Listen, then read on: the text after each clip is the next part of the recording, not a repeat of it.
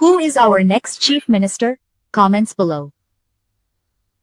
எந்த கட்சி ஆட்சி அமைக்கும்?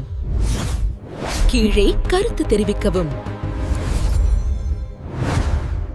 Will Tamil Nadu meet Connect Coalition government?